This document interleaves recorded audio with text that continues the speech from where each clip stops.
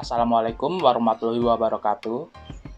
Kami di sini akan mempresentasikan tentang data hasil usaha dari bisnis kelompok kami. Perkenalkan, nama saya Rizky Swandi Pratama dengan nomor MBI 12117000007. Perkenalkan, nama saya Fawas Rahmatullah, NBI 121170008. Saya Freddy Pratama Haryanto dengan NBI 121170009. Saya Reza Kristianto Windah, NBI 12117.058. Yang pertama, latar belakang. Dalam menghadapi persaingan bisnis saat ini, mahasiswa harus belajar mengikuti perkembangan teknologi yang digunakan untuk memasarkan produk. Pada awalnya, kami membuka sebuah usaha yaitu Karyama Shop, yaitu menjual aksesoris HP dan laptop. Karena usaha ini terlalu umum, kami memutuskan mengganti dan menjual wedang jahe emprit. Seiring perkembangan dunia bisnis, kami melihat peluang pada usaha aplikasi yaitu YouTube yang menampilkan konten-konten yang menarik dan ada pula yang memiliki konten mengenai pendidikan. Pada akhirnya, kami memutuskan untuk membuat sebuah YouTube dengan nama channel R2F yang berisi konten hiburan, contohnya seperti konten games. Selain kita membuat konten YouTube, kita juga membuat usaha yaitu bisnis ikan cupang. Tujuan bisnis untuk memahami bagaimana bisnis online saat ini, untuk memahami bagaimana cara menjalankan e-commerce, untuk memahami bagaimana cara memasarkan produk dengan e-commerce. Perjalanan usaha. Pada minggu pertama, kami membahas dan menentukan bisnis apa yang akan dibuat dengan nama Karyama yang menjual berbagai aksesoris HP maupun laptop. Pada minggu kedua, kita membuat e-commerce seperti Instagram, Tokopedia, dan Shopee.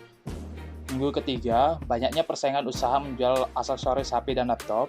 Kami merubah produk yang dijual dengan produk minuman yaitu wedang jahe emprit. Minggu selanjutnya, melakukan riset pada wedang jahe emprit. Pada minggu kelima, kita melakukan pendataan produk dan penjualan. Minggu keenam, karena usaha yang kita jalankan tidak mengalami peningkatan, maka kita mendiskusikan gimana cara memasarkan kembali. Pada minggu ketujuh, kami mendiskusikan strategi apa yang perlu kita tambahkan untuk mempromosikan usaha kita ini, dan langsung kembali memasarkan produk. Pada minggu ke-8, dari hasil data yang kami kumpulkan, bahwa penjualan tidak signifikan, kami mendiskusikan usaha berikutnya dengan membuat sebuah YouTube channel.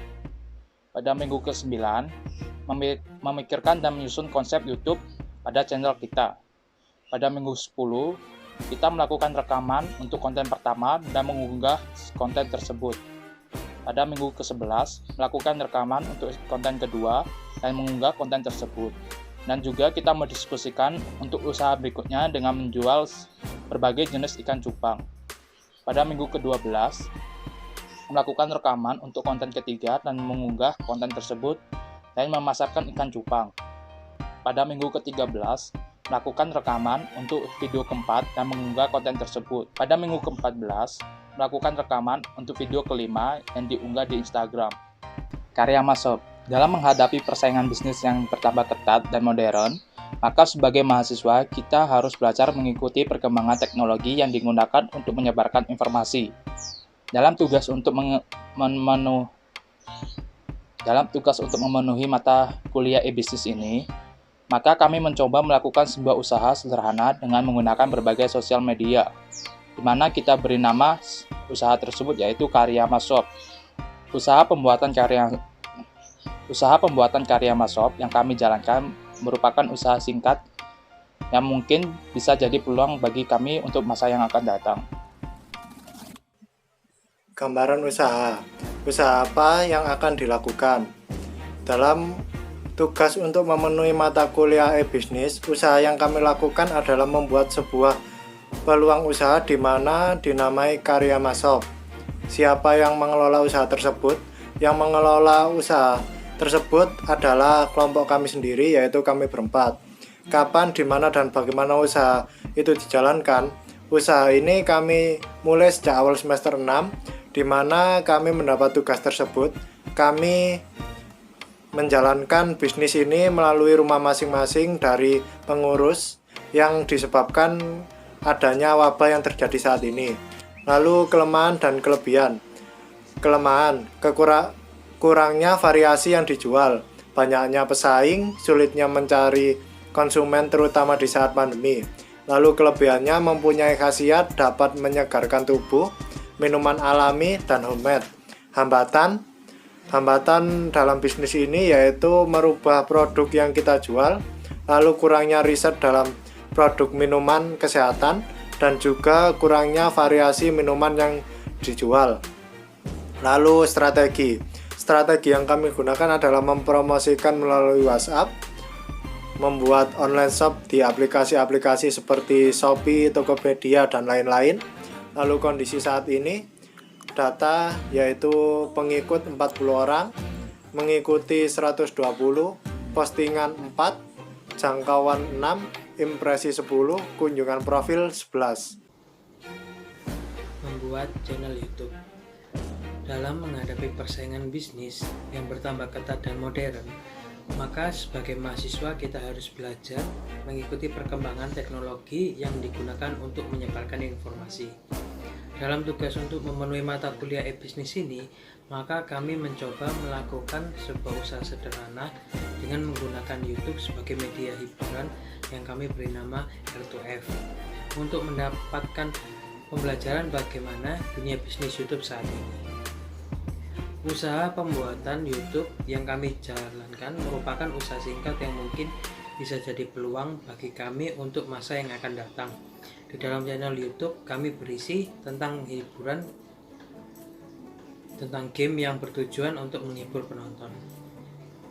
Gambaran usaha apa yang akan dilakukan? Dalam tugas untuk memenuhi mata kuliah e-bisnis, usaha yang kami lakukan adalah membuat channel di YouTube yang berisi konten hiburan. Siapa yang mengelola usaha tersebut? Yang mengelola channel tersebut adalah kelompok kami, yaitu kami berempat sendiri. Kapan, di mana, dan bagaimana usaha itu dijalankan?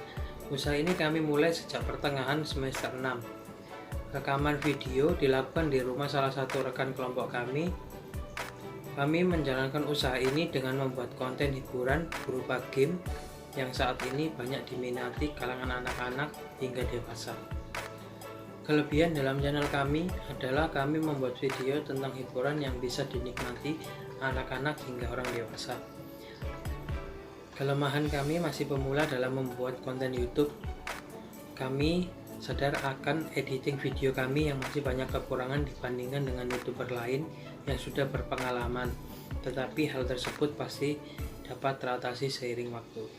Hambatan dalam membuat YouTube adalah saat proses perekaman yang harus dilakukan berulang-ulang dan juga saat editing video yang cukup memakan waktu, serta kurangnya tim dalam proses produksi membuat kualitas video kita terlihat kurang. Strategi yang kami gunakan adalah kami membuat konten yang ramah untuk anak-anak dan bisa juga dinikmati orang dewasa. Dalam mengenalkan channel, kami mempromosikan melalui WhatsApp, Instagram, dan lain-lain. Kondisi saat ini, inilah data yang kami peroleh dari YouTube. Yang subscribe 34, waktu tonton 172 menit, penayangan 153, waktu tonton dari subscriber yang pertama di subscribe 66,2%, tidak subscribe 33,8%. Video teratas yang pertama Barbar COD Hardpoint part 3 yaitu 70, Barbar COD Domination part 1 yaitu 57, Barbar COD Team Deathmatch part 2 yaitu 32, Random Dice Indonesia Open Card Box yaitu 14, tayangan 345, rasio klik tayang dari tayangan 28,4%.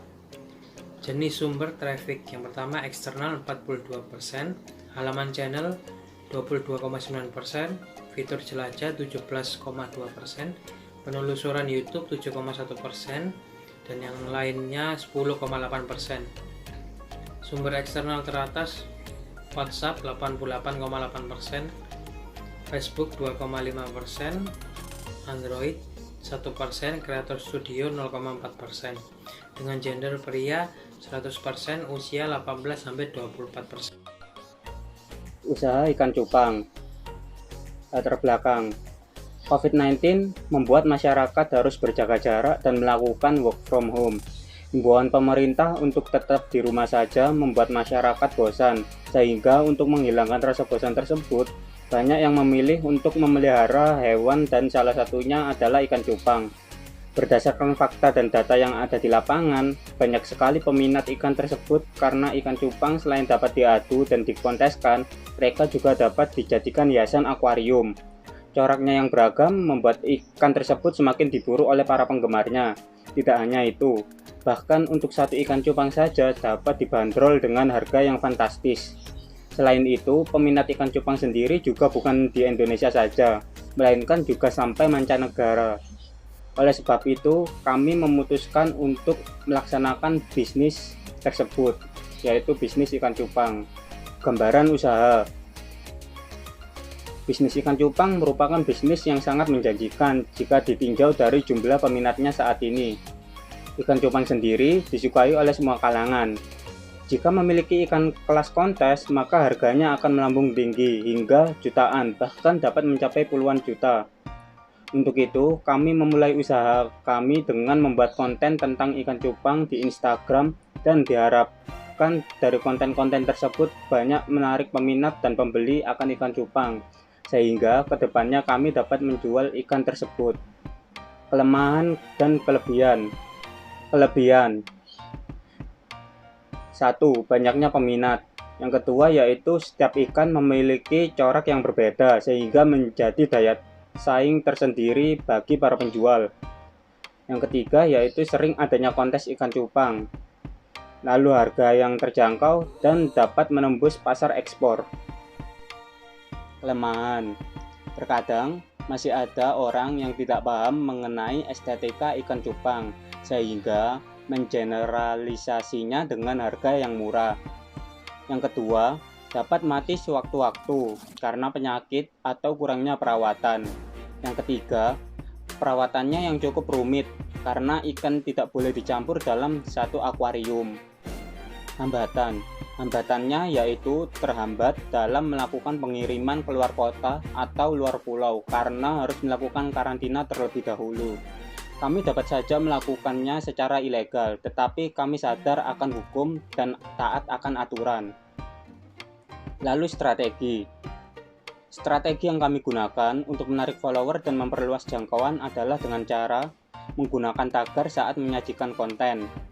Yang kedua, memfollow sesama penjual dan tagar yang berhubungan dengan ikan cupang. Yang ketiga, menyukai setiap postingan ikan. Yang keempat, melihat live akun Instagram penjual ikan cupang yang memiliki banyak follower dan memberikan komen atau sekedar menyapanya. Selanjutnya, promosi melalui WhatsApp dan sosial media lainnya, dan menternak sendiri ikan agar dapat menghasilkan ikan yang lebih banyak. Kondisi saat ini, adanya COVID-19 tidak menghalangi penjualan dan menghalangi peminat ikan cupang. Justru karena pandemi ini, semakin bertambah jumlah peminat akan ikan cupang. Data bisnis. Di Instagram bisnis, kita dapat melihat data statistik di halaman Insight. Di sana disajikan data-data mulai dari jumlah, wilayah, jenis kelamin, rentan usia, dan lain-lain. Yang pastinya dapat membantu kita dalam meriset dan menentukan target. Ini adalah data hasil dari halaman Insight Instagram. Yang pertama yaitu data jumlah follower. Dari data tersebut terlihat bahwa jumlah follower setiap minggu bertambah. Dan follower tersebut merupakan follower murni peminat ikan cupang tanpa ada salah satu akun dari teman kami. Meskipun sebagian ada yang berhenti mengikuti, tetapi jumlah pertambahan follower jauh lebih tinggi daripada jumlah yang berhenti mengikuti. Jika dibandingkan dengan bisnis kami yang sebelumnya, justru pertumbuhan bisnis inilah yang paling cepat dalam hal follower dan jumlah jangkauan. Data lokasi viewer dan follower. Dari data di atas, terlihat sebaran lokasi follower dan viewer kami. Di Indonesia sendiri, mayoritas follower kami berasal dari Jakarta, sedangkan sebagiannya lagi berada di Tangerang, Surabaya, Depok, dan Medan. Namun follower dan viewer kami bukan hanya dari Indonesia saja, melainkan juga dari Malaysia, dan negara lainnya. Hal ini membuktikan bahwa ikan cupang tidak hanya diminati oleh masyarakat Indonesia saja, tetapi juga oleh mancanegara. Data rentan usia dan jenis kelamin. Data di atas menunjukkan bahwa peminat ikan cupang lebih didominasi oleh jenis kelamin laki-laki dengan jumlah persentase sebesar 93%, sedangkan sisanya adalah perempuan. Dengan rentan usia yang paling banyak yaitu usia 25 hingga 34 tahun. Bahkan umur di atas 65 tahun juga tertarik dengan ikan cupang. Data hari dan jumlah follower aktif atau menggunakan Instagram. Di sini terlihat bahwa follower paling banyak aktif pada hari Minggu. Lalu di sebelahnya lagi yaitu di hari Minggu, follower paling aktif pada jam 9 malam. Selanjutnya yaitu data aktivitas. Data aktivitas di sini menyajikan jumlah jangkauan, interaksi, impresi, dan tindakan yang diambil oleh akun.